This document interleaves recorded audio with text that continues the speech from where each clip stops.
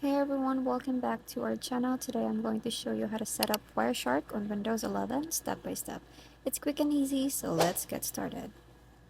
Step number 1, download Wireshark. Open web browser and go to the official Wireshark website at wireshark.org. Click on the download button at the page and you'll be redirected to the download page. Now choose the appropriate installer for Windows. For most users, this will be the Windows x 64 installer. Click on the link to download the installer.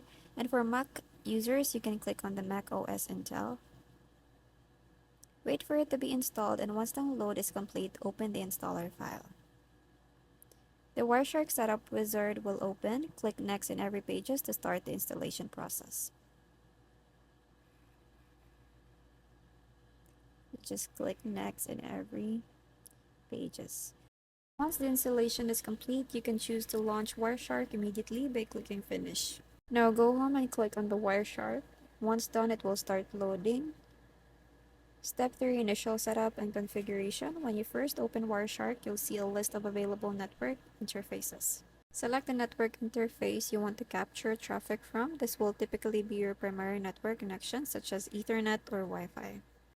Double-click the interface to start capturing packets. You'll see real-time data appearing in this capture window.